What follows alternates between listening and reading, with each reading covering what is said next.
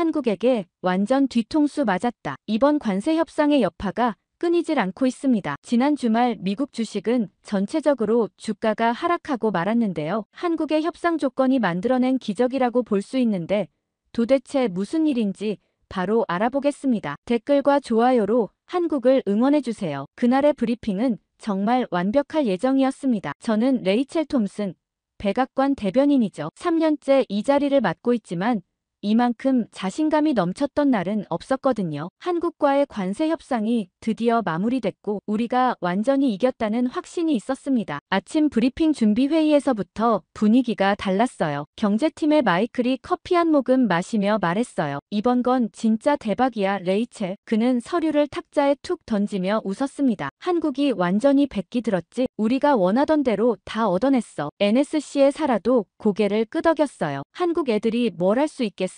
결국 우리 조건 받아들일 수밖에 없지. 저는 그들의 말에 완전히 동조했어요. 정말 그렇게 생각했거든요. 이번 관세 협상은 우리의 완벽한 승리였다고 믿었습니다. 브리핑룸에 들어설 때 기자들의 표정이 평소와 달랐어요. 뭔가 큰 뉴스를 기대하는 눈빛이었죠. 연단에 올라서며 플래시가 터지는 소리가 유난히 크게 들렸습니다. 어깨를 쭉 펴고 준비해온 멘트를 시작했어요. 미국은 이번 한미 관세 협상에서 경제와 안보 모두에서 확실한 우위를 확보했습니다. 목소리에 힘이 들어갔어요. 정말 그렇게 믿고 있었거든요. 한국의 주요 수출품에 대한 관세 인상을 통해 미국 제조업 보호와 무역 불균형 해소라는 두 마리 토끼를 잡았습니다. 손이 일제히 올라갔습니다. CNN의 사라를 먼저 지목했죠. 구체적으로 어떤 품목들의 관세가 부과되나요? 북미에서 생산되지 않는 한국산 전자제품과 자동차 부품에 대해 15%의 관세가 적용됩니다. 완벽한 답변이었어요. 수십 번 연습했던 내용이었거든요. 이는 미국 내 제조업 일자리 창출과 직결되는 중요한 조치입니다. 그런데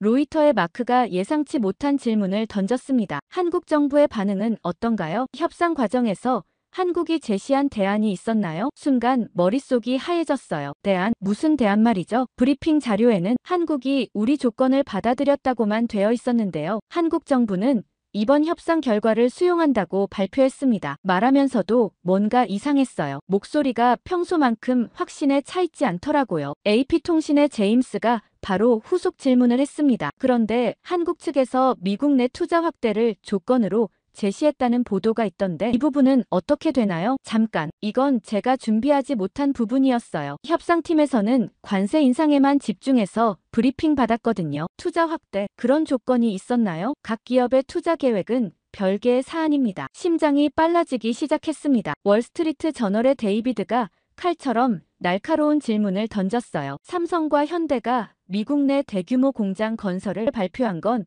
이번 협상과 무관한가요? 그 투자 규모가 500억 달러가 넘는다는데요. 목소리가 떨렸습니다. 분명히 떨렸어요. 카메라 앞에서, 전 세계가 지켜보는 앞에서 말이죠. 그건 각 기업의 전략적 판단에 달린 문제입니다. 그리고 한국은 미국에 3,500억 달러를 투자하기로 했지. 500억 달러는 아예 고려치 않은 조건입니다. 라고 얘기했어요. 500억 달러에 대한 내용은 전혀 생각지도 못한 숫자였죠. 기자들의 표정이 변하는 게 보였어요. 냄새를 맡은 사냥개들 같았죠. 폴리티코의 제니 손을 들었습니다. 대변인님, 혹시 한국이 관세 대신 투자 확대를 제안했는데 그 내용이 협상에 반영된 건 아닌가요? 완전히 당황했습니다. 관세 대신 투자? 그런 얘기는 처음 듣는데요. 미국은 이번 협상을 통해 얻어낸 것밖에 없었습니다. 관세 정책과 한국의 투자 유치는 완전 별개의 문제였죠. 제 목소리가 점점 작아지는 게 느껴졌어요. 구체적으로 한국과 투자 관련 논의가 있었나요? 마크가 파고들었습니다. 말문이 막혔어요. 솔직히 모르겠더라고요. 정말 모르겠었습니다. 브리핑이 끝나고 연단에서 내려올 때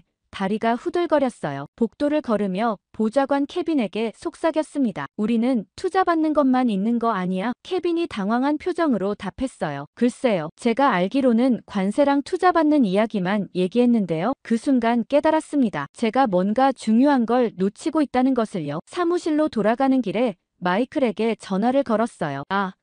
그가 웃으며 말했습니다. 한국이 관세 피하려고 미국에 대규모 투자하기로 한 걸 기자들이 다른 루트로 잘못 이해한 거야. 사실 완전 우리 승리지. 3,500억 달러면 얼마나 많은 일자리가 생기겠어. 결국 한국이 우리한테 돈 갖다 바치는 거나 마찬가지야. 그제서야 안심이 됐어요. 그날 저녁 백악관 인근 올드앱이라는 바에서 만난 협상팀의 분위기는 완전히 축제 모드였습니다. 저도 초대받았거든요. 오후 브리핑에서의 당황스러운 순간들은 이미 잊어버린 채로 말이죠. 마이클의 설명을 듣고 나니 모든 게 명확해졌어요. 우리가 정말 대승을 거둔 거였습니다. 바에 들어서니 이미 NSC 실무진들과 협상팀이 모여 있었어요. 테이블 위에는 맥주병들이 즐비했고 모두들 환한 표정이었죠. 6시가 조금 넘은 시간이었는데 벌써 2라운드에 접어든 것 같았습니다. 통상 대표부의 톰이 저를 보자마자 소리쳤어요. 레이첼, 우리의 영웅 등장. 모든 시선이 저에게 쏠렸습니다. 톰이 맥주잔을 들어올리며 계속 말했어요. 오늘 브리핑 봤는데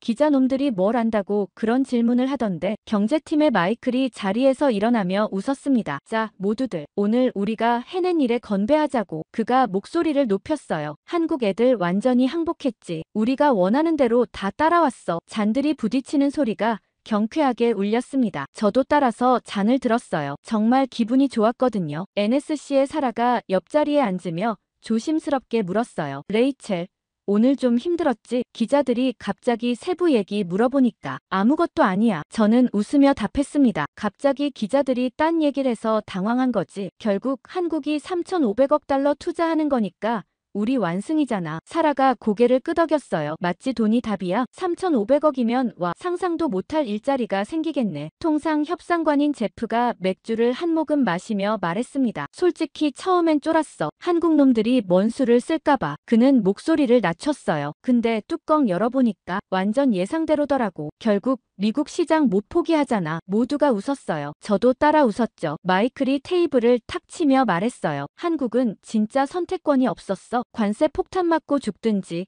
아니면 여기 와서 돈 쏟든지. 그가 손가락으로 테이블을 톡톡 두드렸습니다. 어차피 우리가 이기게 되어 있는 게임이었다고. 이 말에 모든 사람들이 고개를 끄덕였습니다. 저도 그렇게 생각했어요. 정말 완벽한 전략이었거든요. 8시가 넘어가자 톰이 갑자기 궁금하다는 표정으로 말했어요. 그런데 이상한 게 하나 있어. 한국 애들 반응이 너무 쿨하더라. 어떻게 쿨해? 보통은 징징대면서 협상 더 하자고 그러잖아. 근데 얘들은 우리 조건 듣자마자 바로 알겠습니다. 이러더라고. 제프가 어깨를 으쓱했습니다. 그럼 더 좋은 거 아니야? 조용히 넘어가는 게 우리한테 편하지. 하지만 톰의 표정은 여전히 의아했어요. 아니, 그게 이상하다는 거야. 너무 준비되어 있었다는 느낌. 사라가 스마트폰을 보며 끼어들었어요. 한국 언론 반응 봤는데 생각보다 조용해. 이상하게도. 마이클이 손을 흔들었습니다. 그냥 현실 인정한 거지. 시끄럽게 해봤자 바뀔 게 없으니까. 하지만 저는 뭔가 찜찜한 기분이 들기 시작했어요. 오늘 브리핑에서 기자들이 물어본 그 구체적인 질문들, 왜 그들이 그런 세부 사항을 알고 있었을까요? 9시가 넘어가자 제프가 목소리를 낮춰 말했어요. 사실 한국 협상에서 신기했던 게 있어. 뭔데? 우리가 관세 카드 꺼내자마자 한국 쪽에서 투자 규모를 딱 제시하더라고. 500억 달러와 2만 5천 개 일자리, 그리고 10년 로드맵까지. 제프가 고개를 갸웃했습니다. 너무 구체적이었어. 마치 이미 다 계산해놓고 있었던 것처럼. 물론 우린 그것보다 더 붙여서 얘기했지만. 톰이 맥주병을 내려놓으며 말했어요. 그러게 말이야. 보통은 시간 달라고 하잖아. 검토하겠다. 본사와 상의하겠다 이러면서. 그런데 한국은 바로 이런 조건으로 하겠습니다 이러더라고. 마이클이 웃었지만 웃음이 어색했어요. 그럼 더 좋은 거 아냐? 미리 준비했다는 건 우리 시장을 그만큼 원했다는 뜻이니까. 하지만 분위기가 미묘하게 변하기 시작했어요. 사라가 조심스럽게 말했습니다. 혹시 우리가 뭔가 놓친 건 없을까? 뭘 놓쳐? 우리가 완전히 이겼는데. 마이클의 목소리에 약간의 불안감이 섞여 있었어요. 톰이 잠시 침묵하더니 말했습니다. 레이첼, 오늘 기자들이 물어본 질문들 기억나? 기억나요? 투자 규모며 구체적인 계획들이며.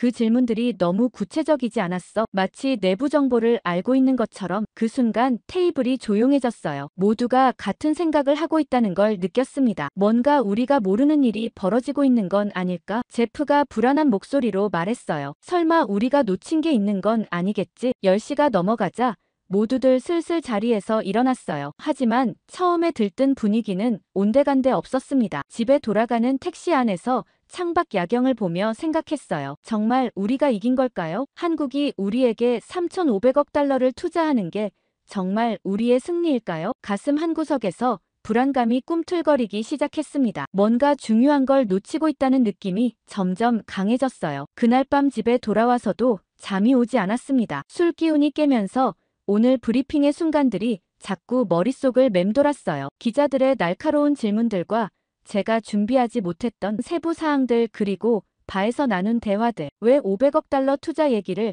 미리 브리핑 받지 못했을까요? 새벽 2시가 넘어서야 겨우 잠들 수 있었습니다. 다음날 사무실에 일찍 나왔어요. 평소보다 1시간 빨랐죠. 어제의 찜찜함을 떨쳐내고 싶었거든요. 커피를 마시며 오늘 일정을 정리하고 있는데 책상 서랍을 정리하다가 묵직한 파일 하나가 눈에 띄었습니다. 1년 전쯤 받았던 건데 그동안 까맣게 잊고 있었어요. 파일을 펼쳐보니 국가경제위원회 NEC에서 작성한 전략 분석 보고서였습니다. 제목이 한미 관세 정책의 장기적 영향 분석이었어요. 왜 이걸 그때 제대로 안 봤을까? 페이지를 넘기다가 한 문장이 눈에 확 들어왔습니다. 한국을 관세 압박 대상에서 제외하는 것이 장기적으로 부메랑 효과를 가져올 수 있음. 잠깐, 제외. 우리가 한국에 관세를 부과한 건데 무슨 제외 얘기죠? 더 자세히 읽어보니 놀라운 내용이 나와 있었어요. 한국의 경우 관세 압박 시 공급망 마이너스 안보 연계 카드를 활용해 미국 내 직접 투자로 전환할 가능성이 높음. 이 경우 단기적으로는 미국에 유리해 보이지만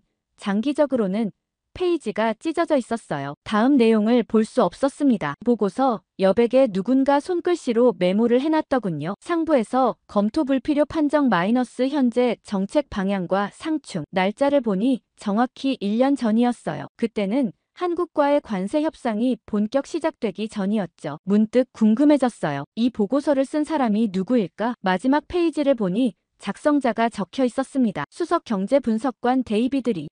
데이비드. 작년에 민간으로 나간 그 사람이었어요. 정말 똑똑한 친구였는데 왜 갑자기 그만뒀는지 의아했거든요. 보고서를 다시 처음부터 읽어봤어요. 내용이 점점 더 흥미로워졌습니다. 한국의 대미 투자 전략은 단순한 관세 회피가 아닌 장기적 공급망, 주도권 확보에 초점을 맞출 것으로 예상됨. 이게 무슨 뜻이죠? 공급망 주도권. 다음 문단은 더 구체적이었어요. 특히 반도체, 배터리, 첨단 제조업 분야에서 한국의 미국 내 거점 확보는 향후 기술 종속성을 역전시킬 가능성이 있음. 기술 종속성 역전. 그럼 우리가 한국에 의존하게 된다는 뜻인가요? 보고서 중간에 빨간 펜으로 밑줄 친 부분이 있었어요. 주의 한국은 관세를 장애물이 아닌 기회로 활용할 준비가 되어 있음. 미국 내 직접 투자를 통한 공급망 재편은 한국에게 더 유리한 결과를 가져다 줄 수 있음. 이 문장을 읽는 순간 등골이 서늘해졌습니다. 그때 왜 이 보고서를 묵살했을까? 여백의 다른 메모를 보니 답이 있었어요. 정책팀 의견, 지나치게 비관적, 한국의 협상력을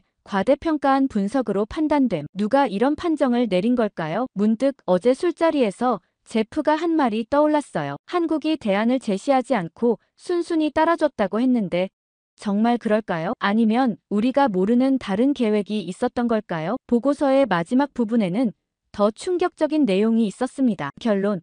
한국에 대한 관세 정책은 단기적 성과에 집착할 경우 장기적으로 미국의 전략적 우위를 약화시킬 위험이 있음. 특히 한국의 기술력과 자본력을 고려할 때 이들의 미국 진출은 협력이 아닌 경쟁 관계로 발전할 가능성이 높음. 손이 떨렸어요. 정말 떨렸습니다. 이 보고서가 맞다면 우리가 승리했다고 생각한 것이 실제로는 아니에요. 말도 안 돼요. 한국이 3,500억 달러를 투자하는데 그게 우리에게 불리할 리 없잖아요. 하지만 마음 한구석에서는 계속 의문이 들었어요. 어제 브리핑에서 기자들이 물어본 질문들, 왜 그런 구체적인 정보를 알고 있었을까요? 혹시 우리가 모르는 다른 정보가 있는 건 아닐까요? 커피가 식어가고 있었지만 신경 쓸 겨를이 없었어요. 보고서를 다시 한번 꼼꼼히 읽어봤습니다. 그때 왜 이런 중요한 분석을 무시했을까? 데이비드는 정말 뛰어난 분석가였는데 그가 왜 갑자기 사직했는지도 이제 이해가 되는 것 같았어요. 시계를 보니 아침 9시였습니다. 곧 1일 브리핑 준비 회의가 있을 텐데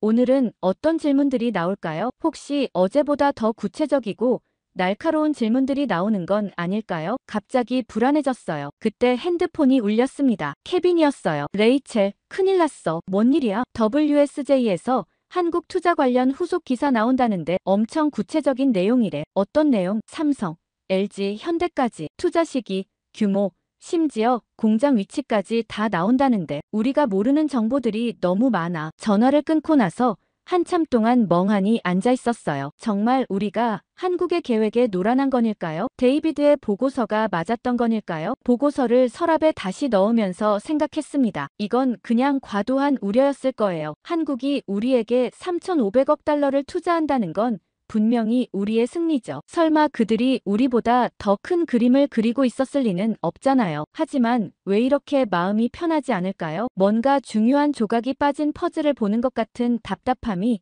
계속 따라다녔어요. 보고서를 읽고 난 후 도저히 마음이 편하지 않았어요. 데이비드에게 연락해봐야겠다는 생각이 들었습니다. 작년에 갑자기 사직한 그 똑똑한 경제 분석관 말이에요. 그의 연락처를 찾는데 한참이 걸렸어요. 다행히 예전 주소록에 개인 번호가 남아있더군요. 전화를 걸기 전에 잠시 망설였습니다. 1년 만에 갑자기 연락하는 게 어색할 수도 있고 무엇보다 그가 예전 직장 얘기를 꺼리지 않을까 싶었거든요. 하지만 보고서의 내용이 너무 신경 쓰여서 결국 전화를 걸었어요. 3번의 신호음 후에 익숙한 목소리가 들렸습니다. 여보세요? 데이비드, 레이첼이야. 백악관에 잠깐의 침묵이 흘렀어요. 아, 레이첼, 오랜만이네. 어떻게 지내? 목소리가 조금 경계하는 느낌이었어요. 잘 지내고 있어. 갑자기 연락해서 미안해. 혹시 시간 있으면 궁금한 게 있어서.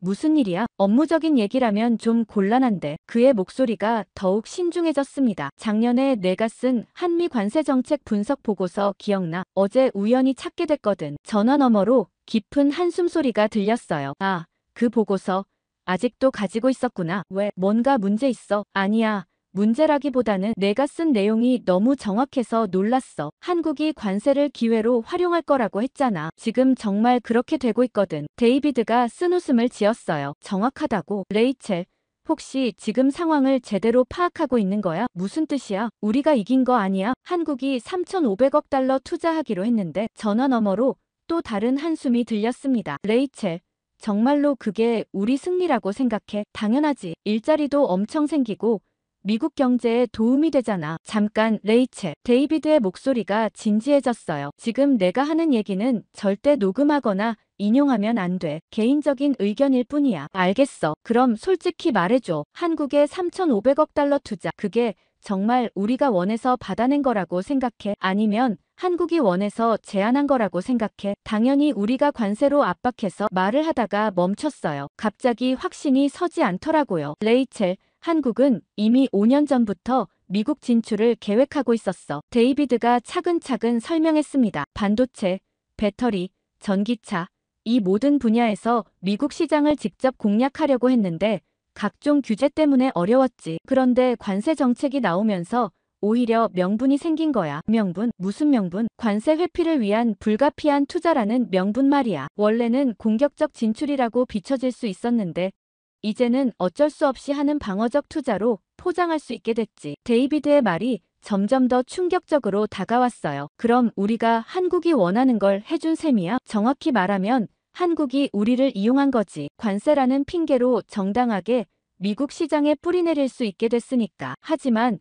우리도 일자리를 얻잖아. 데이비드가 비웃었어요. 일자리? 레이첼, 5년 후에 그 일자리들이 누구 손에 있을지 생각해봐. 한국 기업들이 미국에 뿌리내리고 나면 기술력과 자본력으로 미국 기업들을 압도할 거야. 그럴 리 없어. 우리가 감시하고 규제할 수 있잖아. 천진한 소리 하지 마. 한번 들어온 다음에는 이미 늦어. 특히 반도체나 배터리 같은 분야는 기술 집약적이라 나중에 통제하기 어려워. 전화를 받으며 점점 불안해졌어요. 데이비드, 그럼 내 보고서가 왜 묵살됐을까? 간단해. 아무도 한국을 심각하게 받아들이지 않았으니까. 여전히 80년대 인식에 머물러 있었지. 한국은 우리에게 의존하는 나라라고 생각한 거야. 그런데 실제로는 한국이 우리보다 한 수 위였어. 이미 모든 걸 계산하고 있었던 거지. 우리가 관세 카드를 꺼내는 순간 그들은 이미 다음 수를 준비하고 있었어. 목소리가 떨렸어요. 데이비드, 정말 확실해? 레이첼, 나는 이제 민간에서 일하고 있어. 한국 기업들과도 많이 만나지. 그들의 장기 계획을 들어보면 정말 치밀해. 우리가 생각하는 것보다 훨씬 더 큰 그림을 그리고 있어. 어떤 그림? 미국 시장 점유율 확대가 아니라 아예 생태계를 바꾸려는 거야. 공급망의 중심을 한국으로 옮기고 핵심 기술들을 한국이 주도하게 만드는 것. 3,500억 달러는 그 시작일 뿐이야. 데이비드. 그럼 우리는 완전히 당한 거야? 아직은 아니야. 하지만 시간이 별로 없어. 3년 안에 한국 기업들이 미국 내에서 자리 잡으면 그때부터는 정말 역전되기 시작할 거야. 그들이 미국 기업들을 인수하고 기술을 독점하고 공급망을 장악하면 그럼 어떻게 해야 해? 솔직히 말하면 이미 늦었을 수도 있어. 하지만 지금이라도 정확한 상황을 파악하고 대응책을 마련해야 해. 문제는 아직도 많은 사람들이 현실을 모르고 있다는 거야. 전화를 끊고 나서 한참 동안 멍하니 앉아 있었어요. 정말 우리가 한국의 계획에 노란한 건일까요? 아니에요. 데이비드가 과민 반응하는 거겠죠. 하지만 마음 한구석에서는 계속 의심이 들었습니다. 혹시 우리가 정말 모르는 게 있는 건 아닐까요? 그때 문득 어제 브리핑에서 기자들의 질문이 떠올랐어요. 왜 그들이 그렇게 구체적인 정보를 알고 있었을까? 혹시 한국 측에서 미리 언론에 브리핑을 한 건 아닐까요? 만약 그렇다면 우리가 모르는 사이에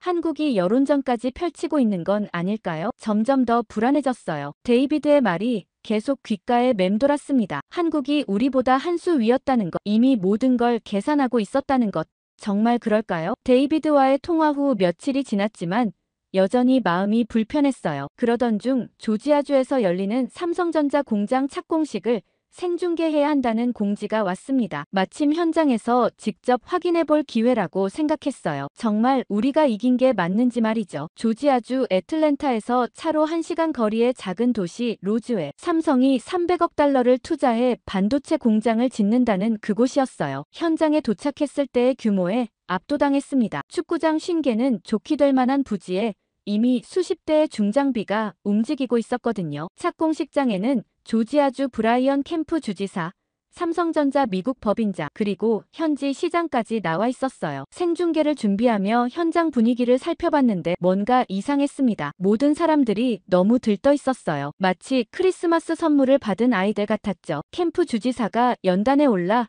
연설을 시작했습니다. 오늘은 조지아주 역사상 가장 중요한 날 중 하나입니다. 삼성의 이번 투자로 우리 주에 25,000개의 일자리가 생깁니다. 박수가 터져 나왔어요. 저도 따라 박수를 쳤지만 마음 한구석에서는 데이비드의 말이 계속 맴돌았습니다. 삼성전자 미국 법인장 김민수가 마이크를 잡았어요. 우리는 조지아를 제2의 본사로 만들겠습니다. 이곳에서 세계 최첨단 반도체를 생산해 전 세계에 공급할 계획입니다. 제2의 본사, 그냥 공장이 아니라 본사라고 했네요. 이상했어요. 현지 기자가 질문했습니다. 이번 투자가 미국의 관세 정책과 관련이 있나요? 김민수가 미소를 지으며 답했어요. 물론 무역 환경 변화도 고려했지만 무엇보다 미국 시장의 중요성 때문입니다. 우리는 이미 5년 전부터 미국 진출을 계획해왔습니다. 5년 전부터 저는 깜짝 놀랐어요. 그럼 관세 때문이 아니라는 얘기인가요? 캠프 주지사가 다시 마이크를 잡았습니다. 솔직히 말씀드리면 한국 기업들의 투자 제안을 받았을 때 우리는 주저할 이유가 없었습니다. 한국 기업들이 미국에 가져다 주는 건 단순한 일자리가 아닙니다. 최첨단 기술과 글로벌 네트워크예요. 기자가 후속 질문을 했어요. 주지사님, 혹시 다른 주와 경쟁이 있었나요? 캠프 주지사가 웃었습니다. 텍사스, 노스캐롤라이나, 오하이오까지 모든 주가 삼성을 유치하려고 경쟁했어요. 우리가 이길 수 있었던 건 가장 좋은 조건을 제시했기 때문입니다. 가장 좋은 조건, 어떤 조건을 말하는 건가요? 10년간 법인세 면제, 인프라 구축 지원, 그리고 가장 중요한 건 캠프 주지사가 잠시 멈췄어요. 우리가 한국 기업들의 진짜 파트너가 되어주겠다고 약속한 거예요. 간섭하거나 제약하는 게 아니라 말이죠. 파트너, 간섭하지 않겠다고. 이게 무슨 의미인지 점점 감이 왔어요. 현지 시장이 나서서 말했습니다. 삼성이 우리 도시에 온다는 건 단순히 공장 하나 생기는 게 아니에요. 연구개발센터,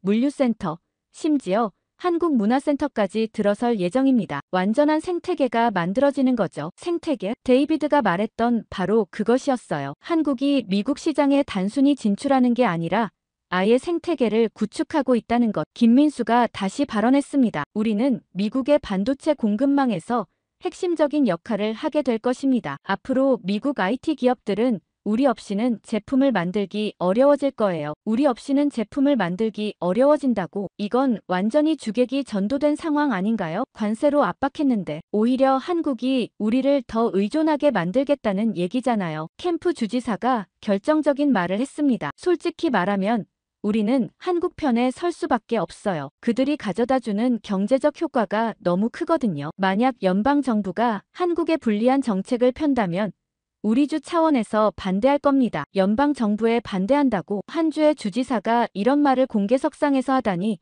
저는 충격을 받았어요. 이게 우리가 원했던 결과인가요? 착공식이 끝나고 기자들과 비공식 대화를 나눴어요. 로컬 기자 하나가 조용히 말했습니다. 레이첼, 여기 상황 좀 이상하지 않아요? 한국 기업들이 마치 우리를 도와주는 것처럼 행동하고 있어요. 무슨 말이에요? 보통은 외국 기업이 들어오면 현지 적응하려고 노력하잖아요. 그런데 여기서는 우리가 한국 방식에 맞춰주고 있어요. 정말 그랬어요. 행사 진행도 한국식이었고 통역도 한국어가 우선이었습니다. 심지어 현지 관료들이 한국어 인사말을 외워서 말할 정도였어요. 워싱턴 포스트 애틀랜타 지국장이 저에게 귀띔했습니다. 레이첼, 이거 하나만 알려줄게. 삼성이 제시한 조건 중에 흥미로운 게 있어. 뭔데요? 5년 후에 이 공장에서 생산된 반도체의 30%는 한국으로 역수출할 계획이래. 역수출? 한국에서 투자해서 미국에서 만든 걸 다시 한국으로 보낸다고요? 맞아. 그럼 결국 한국이 미국을 생산기지로 활용하는 셈이지. 관세도 없고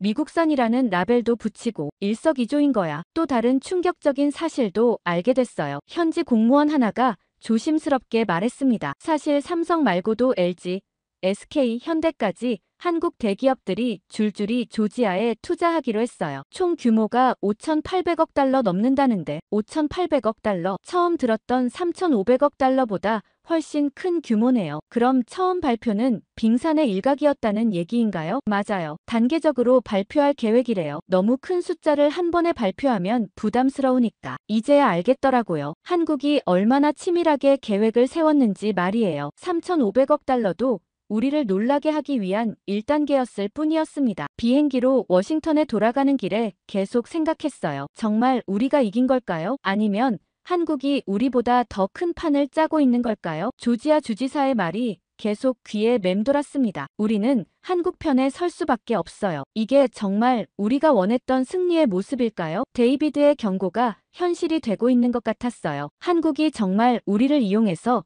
미국 시장에 뿌리내리고 있는 건 아닐까요? 조지아에서 돌아온 다음 날 백악관 분위기가 심상치 않았어요. 평소보다 일찍 출근했는데 이미 NSC 회의실에 불이 켜져 있더군요. 복도를 지나가는데 목소리가 높아진 대화 소리가 들렸습니다. 뭔가 큰일이 터진 것 같았어요. 사무실에 도착하자마자 케빈이 급하게 달려왔습니다. 레이첼, 큰일 났어. 재무부에서 난리가 났다는데 무슨 일이야? WSJ 기사 봤어? 한국 투자 규모가 처음 발표보다 훨씬 크다는 거야. 5,800억 달러가 넘는다고. 아, 그거 어제 조지아에서 들었어. 그런데 왜 난리야? 케빈이 답답하다는 표정을 지었어요. 문제는 우리가 그 숫자를 몰랐다는 거야. 재무부에서는 3,500억 달러로 계산하고 있었는데 갑자기 5,800억이라니. 예산 계획이 완전히 틀어진 거지. 10시에 열린 NSC 긴급회의에 참석했어요. 분위기가 살벌했습니다. 재무부 차관보 스티브가 얼굴이 빨갛게 달아올라 있었어요. 도대체 누가 협상했길래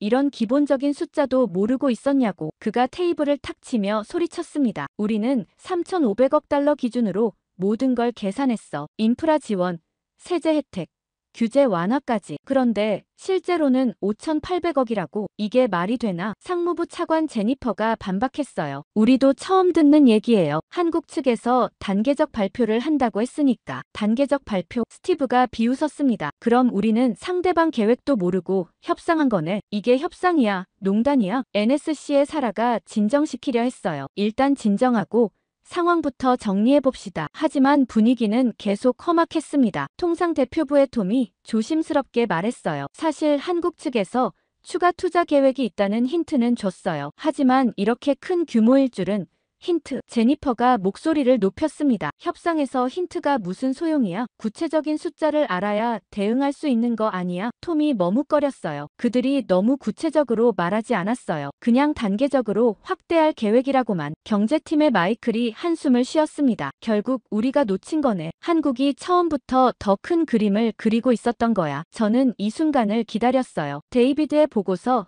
얘기를 꺼낼 때가 온 것 같았거든요. 혹시 이런 상황을 예측한 분석이 있었는지 확인해 봐야 할 것 같은데요. 모든 시선이 저에게 쏠렸습니다. 무슨 얘기야? 작년에 NEC에서 나온 보고서 중에 한국의 투자 전략을 분석한 게 있었어요. 그런데 당시에는 검토 불필요 판정을 받았죠. 사라가 눈을 크게 뜨며 물었어요. 그런 보고서가 있었어? 왜 우리가 못 봤지? 정책팀에서 너무 비관적이라고 판단해서 묵살됐대요. 한국의 협상력을 과대평가했다면서. 스티브가 버럭 소리쳤습니다. 지금 상황을 보니까 과대평가가 아니라 정확한 분석이었잖아. 누가 그 보고서를 묵살한 거야? 분위기가 더욱 험악해졌어요. 서로 책임을 떠넘기기 시작했거든요. 톰이 방어적으로 말했어요. 그때는 모든 사람이 한국을 과소평가하고 있었어. 누구도 이런 수준의 전략적 사고를 할 거라고 생각 못했지. 제니퍼가 냉소적으로 웃었습니다. 그러니까 우리가 상대를 제대로 파악도 못하고 협상한 거네. 이게 미국 정부의 수준이야. 마이클이 조심스럽게 말했어요. 지금 중요한 건 책임 추궁이 아니라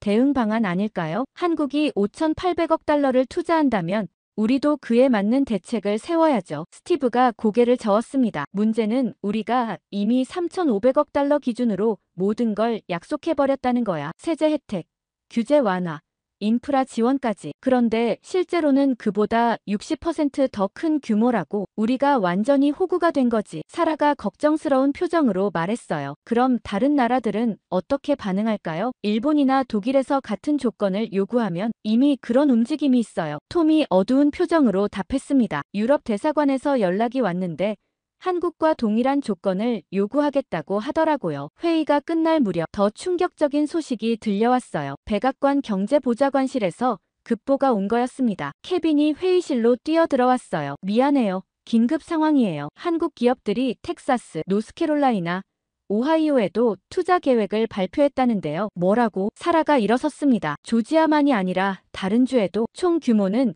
지금의 수치를 훨씬 뛰어넘는다고 합니다. 완전히 조용해졌어요. 스티브가 멍한 표정으로 중얼거렸어요.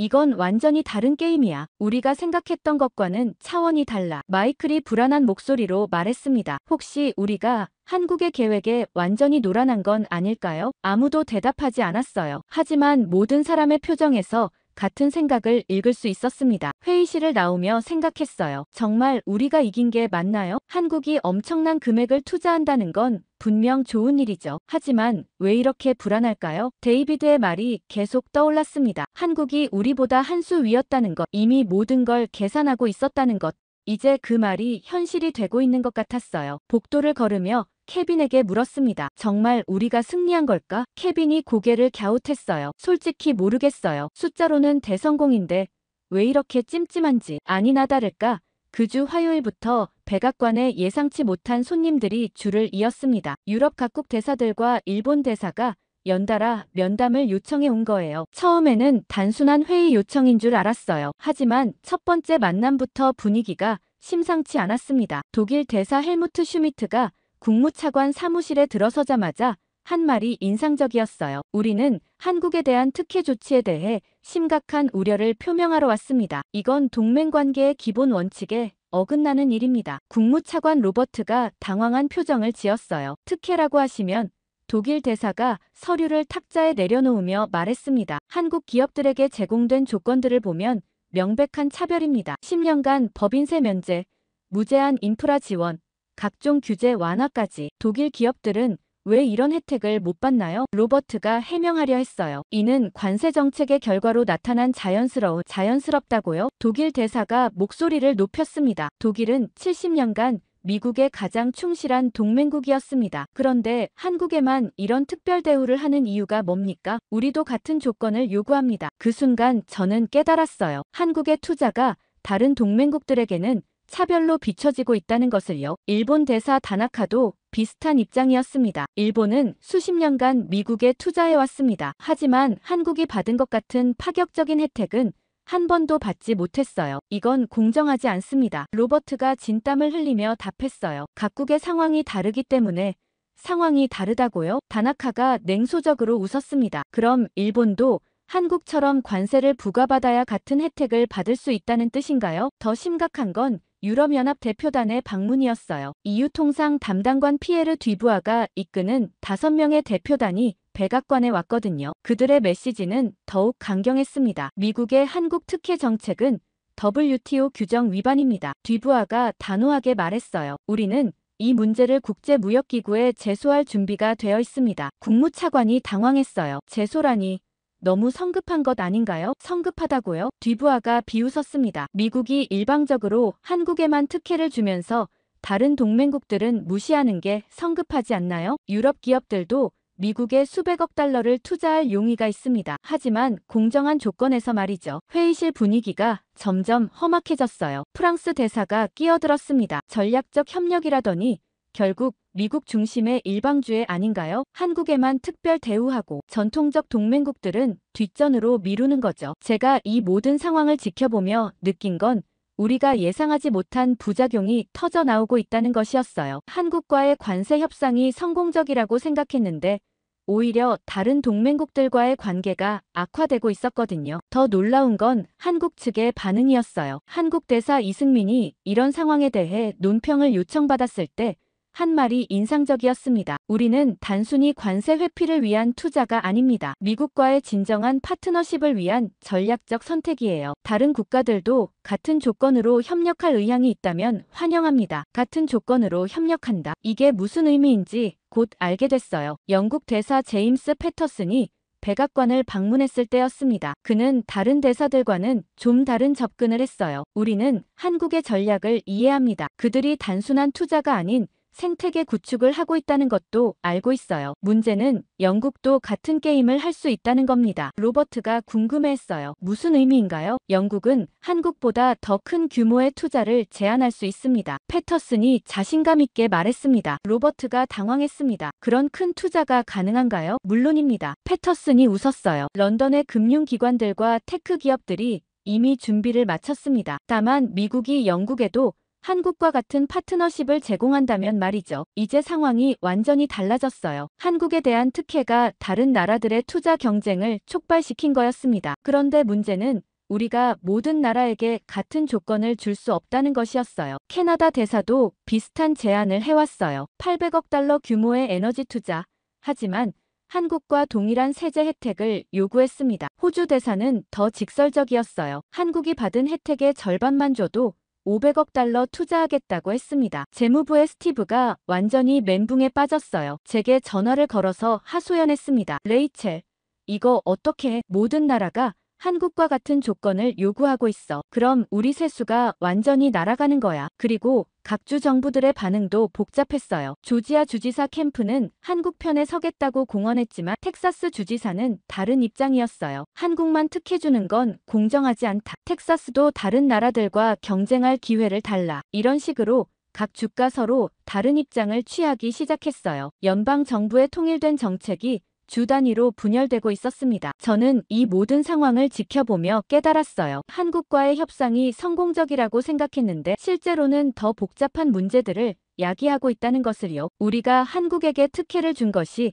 다른 동맹국들에게는 차별로 비춰지고 있었고 이제 모든 나라가 같은 조건을 요구하고 있었습니다. 챕터 8 의회의 불협화음. 동맹국들의 항의가 쏟아지던 그 주 금요일 더 큰 폭풍이 몰려왔습니다. 의회에서 한국 투자 문제에 대한 청문회를 열겠다고 발표한 거예요. 하원 외교위원회와 상원 상무위원회가 공동으로 주최하는 긴급 청문회였습니다. 저는 증인으로 출석해야 했어요. 대변인으로서 행정부의 입장을 설명해야 했거든요. 청문회 전날 밤 준비하면서도 불안했습니다. 과연 제가 제대로 설명할 수 있을까요? 솔직히 저도 전체 상황을 완전히 파악하지 못하고 있었거든요. 청문회장에 들어서자 분위기부터 살벌했어요. 공화당과 민주당 의원들이 각각 다른 이유로 날카로운 눈빛을 보내고 있었습니다. 위원장인 공화당의 마이클 터너 의원이 망치를 두드리며 회의를 시작했어요. 오늘 우리는 한국과의 관세 협상 결과에 대해 심도 있게 검토하겠습니다. 특히 국가 안보와 경제 주권에 미치는 영향을 중점적으로 살펴볼 것입니다. 첫 번째 질문은 공화당의 짐 조던 의원에게서 나왔어요. 톰슨 대변인, 한국에 대한 특혜 조치가 우리 국가 안보에 어떤 영향을 미칠지 설명해 주시기 바랍니다. 저는 준비한 답변을 시작했어요. 한국은 우리의 핵심 동맹국이며 이번 투자는 양국 관계를 더욱 강화하는 조던 의원이 말을 끊었습니다. 동맹국이라고 해서 무제한 특혜를 줘도 된다는 뜻인가요? 중국의 영향력이 커지는 상황에서 한국 기업들이 미국 내 핵심 인프라를 장악하는 것이 과연 안전한가요? 저는 당황했어요. 한국은 민주주의 국가이며 우리와 가치를 공유하고 있습니다. 가치를 공유한다고요? 조던 의원이 비웃었습니다. 그럼 왜 한국만 특별 대우를 받나요? 일본이나 영국은 우리와 가치를 공유하지 않나요? 텍사스의 칩 로이 의원이 더 공격적으로 나왔어요. 솔직히 말해서 한국은 우리를 완전히 농락한 거 아닙니까? 투자라고 하지만 결국 우리 시장 점령이 목적이잖아요. 이런 상황에서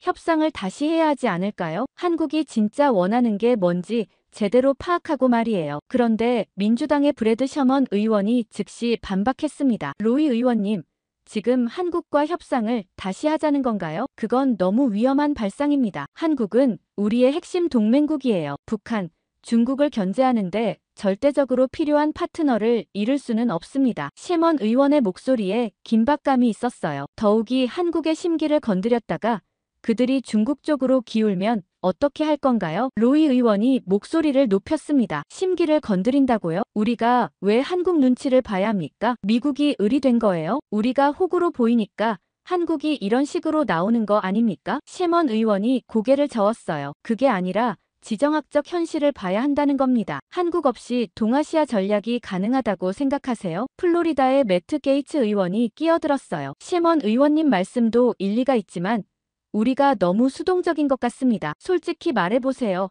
톰슨 대변인, 우리가 한국을 이긴 건가요?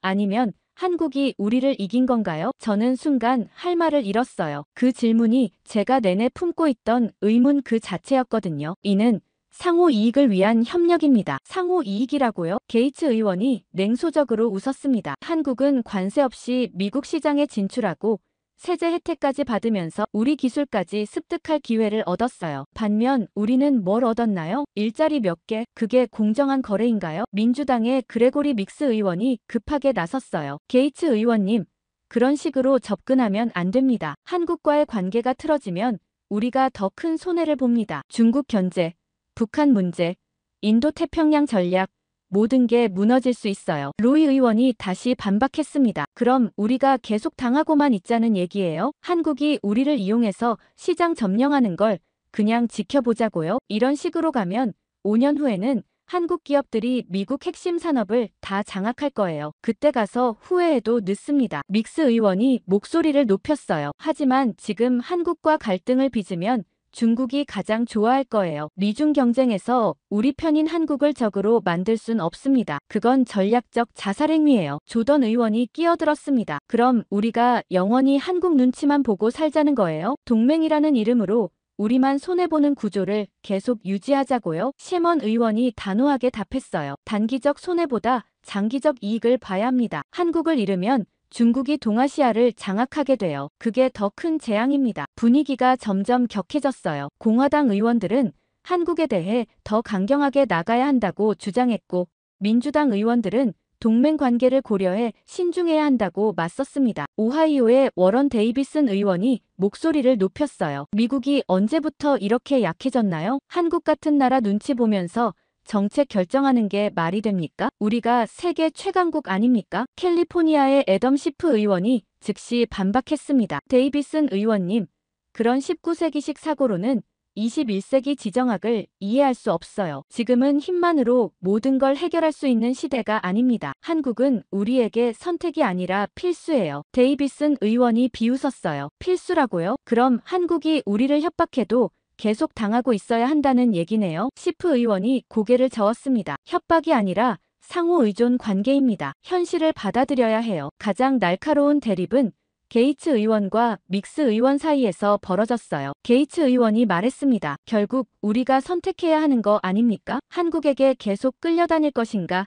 아니면 주도권을 되찾을 것인가? 믹스 의원이 단호하게 답했어요. 주도권이라는 게 한국을 적으로 만드는 건가요? 그럼 중국이 박수칠 일입니다. 청문회가 끝나갈 무렵 위원장 터너 의원이 마무리 발언을 했어요. 오늘 청문회를 통해 명확해진 것은 이번 협상에 대한 평가가 완전히 엇갈린다는 점입니다. 한국과의 관계를 재정립해야 한다는 의견과 현 상태를 유지해야 한다는 의견이 첨예하게 대립하고 있습니다. 의회는 이 문제를 계속 추적할 것입니다. 청문회장을 나오며 기자들이 몰려들었어요. 대변인님, 의회의 분열된 반응에 대해 어떻게 생각하세요? 행정부는 어느 쪽 입장에 가까운가요? 저는 피곤한 표정으로 답했어요. 모든 의견을 신중히 검토하겠습니다. 하지만 속으로는 정말 혼란스러웠어요. 청문회 다음 주 화요일 저녁 예상치 못한 전화를 받았어요. 대통령 국가안보보좌관 제이크 설리번의 비서에게서였습니다. 설리번 보좌관이 오늘 밤 비공식 만남을 원한다는 거였어요. 장소는 백악관 근처 조용한 바 더 라운드 로빈이었습니다. 이상했어요. 평소에 설리번은 공식 채널을 통해서만 소통했거든요. 비공식 만남이라니 뭔가 중요한 얘기가 있는 것 같았어요. 9시에 바에 도착했을 때 설리번은 이미 구석진 테이블에 앉아 위스키를 마시고 있었습니다. 평소의 냉정한 모습과는 달리 피곤해 보였어요. 레이첼, 와줘서 고마워. 그가 손짓하며 자리를 권했습니다. 앉자마자 그가 한 말이 충격적이었어요. 우리 망했어. 완전히 망했다고. 무슨 말씀이세요? 저는 당황했습니다. 한국 얘기야. 설리반이 고개를 저었어요. 우린 이긴 줄 알았는데 알고 보니 완전히 당한 거야. 설리번이 위스키를 한 모금 마시며 계속 말했어요. 오늘 대통령한테 보고 올라갔어. 한국 투자 관련해서. 그런데 대통령 반응이 어떠셨어요? 처음엔 좋아하셨어. 1200억 달러 투자라니까. 그런데 세부 내용을 듣고 나서는 완전히 달라지더라고. 설리번의 표정이 어두워졌어요. 대통령이 뭐라고 하셨는데요? 우리가 호구가 된 거 아니야? 라고 하시더라. 호구라고요? 네. 그리고 한국이 우리를 이용해서 미국 시장 점령하는 거 아니야? 라고도. 저는 숨이 막혔어요. 대통령도 같은 의문을 품고 있었던 거네요. 설리번이 계속했어요. 그래서 내가 아니다. 이건 우리 승리다라고 설명했는데 대통령이 뭐라고 하셨어요? 그럼 왜 모든 사람이 우리한테 화를 내는 거야? 라고 하시더라. 정확한 지적이었어요. 설리번이 두 번째 위스키를 주문하며 말했어요. 레이첼, 솔직히 말할게. 우리 다 몰랐어. 한국이 이렇게 치밀할 줄은. 어떻게 치밀했는데요? 모든 게 계산되어 있었어. 투자 시기, 규모, 심지어 언론 대응까지. 우리가 관세 카드를 꺼내는 순간부터 그들은 이미 준비하고 있었던 거야. 설리번이 한숨을 쉬었어요. 그럼 우리가 완전히 노란한 건가요? 노란했다기보다는 우리가 너무 안일했어. 한국을 과소평가했지. 여전히 80년대 한국으로 생각하고 있었던 거야. 그가 머리를 감싸며 말했습니다. 그런데 실제로는 한국이 우리보다 몇 수 앞서 있었어. 설리번이 스마트폰을 꺼내서 뭔가를 보여줬어요. 이거 봐. 한국 언론 보도야. 제목이 뭔지 알아? 미국 시장 진출에 교두보 확보 성공이래. 교두보요? 맞아. 우리는 투자 유치라고 생각했는데 한국은 시장 점령의 첫 단계로 본 거야. 더 놀라운 얘기가 이어졌어요. 설리번이 목소리를 낮췄습니다. 오늘 CIA에서 보고 올라온 게 있어. 한국 기업들이 투자와 함께 미국 기업 인수도 계획하고 있다는 거야. 인수라고요? 반도체, 배터리, 전기차 분야의 중소기업들을 타겟으로 하고 있어. 투자로 발판을 마련하고 그 다음엔 인수합병으로 시장을 장악하겠다는 거지. 저는 소름이 돋았어요. 정말 데이비드의 예측이 맞아 떨어지고 있었거든요. 그럼 우리가 완전히 당한 거네요. 설리번이 고개를 끄덕였어요. 그것도 우리 돈으로. 세제 혜택, 인프라 지원까지 해가면서 말이야. 한국이 미국 시장을 정복할 수 있도록 우리가 도와준 셈이지. 레이첼, 더 심각한 건 다른 나라들 반응이야. 유럽, 일본, 심지어 중국까지 같은 전략을 쓰려고 하고 있어. 중국도요? 중국은 더 교묘해. 관세 회피를 위한 투자라는 명분으로 미국 내 핵심 인프라에 진출하려고 해. 한국이 만든 선례를 이용해서 말이야. 우리가 한국한테 준 특혜를 중국도 요구하고 있다고. 이제 정말 심각한 상황이었어요. 한국과의 협상이 성공적이라고 생각했는데 오히려 더 큰 위험을 초래한 거였습니다. 설리번이 계속 말했어요. 대통령이 오늘 한 말이 기억나. 우리가 문을 열어준 건가? 아니면 문을 부숴버린 건가? 라고 하시더라. 저는 답할 말이 없었어요. 설리번이 마지막 위스키를 다 마시며 말했어요. 레이첼, 우리 정말 큰 실수했어. 그리고 그 실수의 대가를 앞으로 몇 년간 치러야 할 거야. 어떻게 해야 할까요? 솔직히 모르겠어. 이미 계약은 다 체결됐고 철회하기도 어려워. 게다가 다른 나라들이 줄 서서 같은 조건을 요구하고 있으니까. 설리번이 일어서며 마지막으로 말했어요. 한 가지만 부탁할게. 이 얘기는 절대 밖으로 나가면 안 돼. 대통령도 우리 모두도 아직 대응책을 찾지 못했어. 공개되면 더 큰 혼란만 생길 거야. 발을 나오며 저는 정말 충격에 빠져 있었어요. 우리가 승리했다고 생각했던 협상이 실제로는 완전한 패배였다니. 그것도 우리 스스로 그 함정에 빠져든 거였습니다. 한국이 정말 우리보다 몇 수 앞서 있었던 거네요. 집에 돌아가는 길에 데이비드의 말이 계속 떠올랐어요. 한국이 우리를 이용했다는 것, 이미 모든 걸 계산하고 있었다는 것, 모든 게 현실이 되고 있었습니다. 설리번과의 충격적인 대화 후 며칠이 지났을 때 언론계에서 폭탄이 터졌습니다. 화요일 아침 뉴욕타임스 일면에 실린 헤드라인을 보는 순간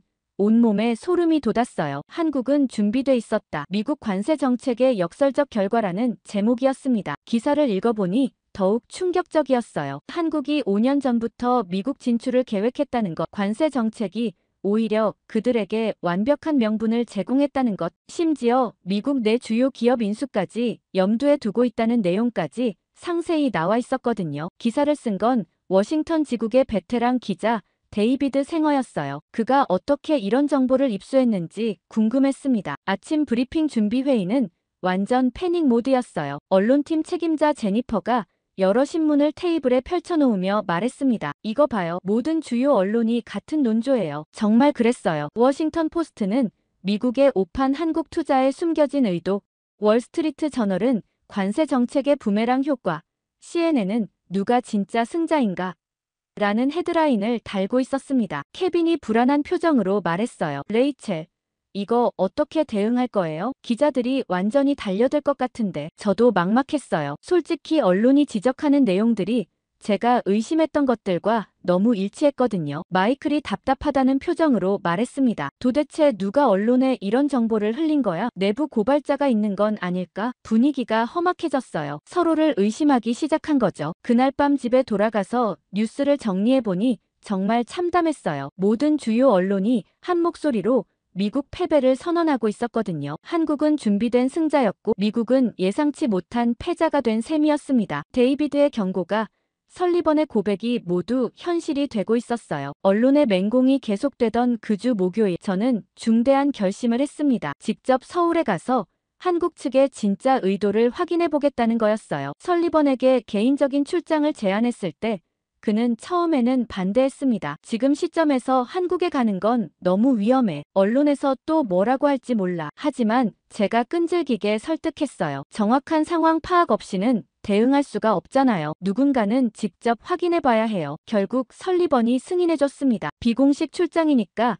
언론에는 절대 노출되지 않도록 조심하라고 했어요. 금요일 밤 비행기로 서울로 향했습니다. 13시간의 긴 비행 동안 계속 생각했어요. 과연 한국 측에서 솔직한 대답을 해줄까? 토요일 오후 인천공항에 도착했을 때 서울의 하늘은 흐렸습니다. 택시를 타고 시내로 향하면서 창밖 풍경을 보니 감회가 새로웠어요. 고층 빌딩들이 즐비한 강남의 모습은 정말 선진국 그 자체였습니다. 데이비드가 말했던 게 맞았어요. 우리가 여전히 80년대 한국으로 생각하고 있었던 거죠. 호텔에 체크인한 후 곧바로 한국 외교부에 연락했습니다. 비공식 면담을 요청한다고 했어요. 하지만 답변은 예상과 달랐습니다. 주말이라 공식 업무는 어렵다는 거였어요. 월요일에 다시 연락하라고 하더군요. 저는 실망했습니다. 이렇게 멀리 와서 허탕치는 건 아닐까 싶었어요. 그런데 일요일 저녁 호텔방에서 쉬고 있을 때 예상치 못한 메시지를 받았습니다. 호텔 프론트에서 온 쪽지였어요. 시간과 장소가 적혀 있었죠. 생각해보니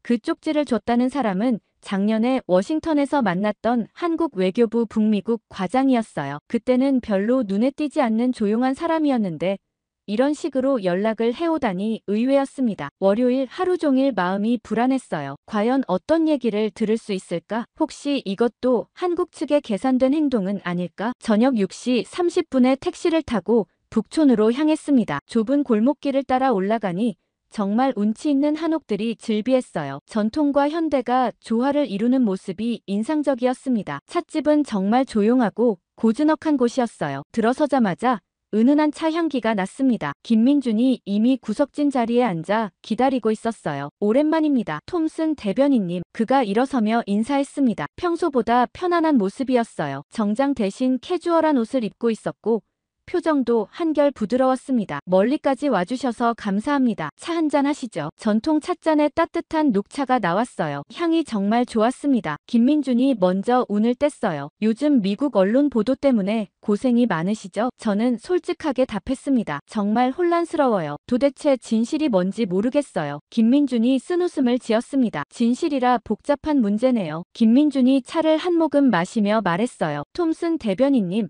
솔직히 말씀드릴게요. 우리는 거래보다는 신뢰를 원했어요. 미국이 우리를 진짜 파트너로 인정해주길 바랐죠. 하지만 여전히 을의 입장에서만 대하더군요. 그래서 우리가 을이 아니라는 걸 보여줄 수밖에 없었어요. 이제 이해가 됐어요. 한국의 전략은 단순한 경제적 이익이 아니라 관계의 성격을 바꾸려는 것이었습니다. 김민준이 마지막으로 말했어요. 이제 미국이 선택할 차례예요. 우리를 계속 일방적 관계의 상대로 볼 것인가?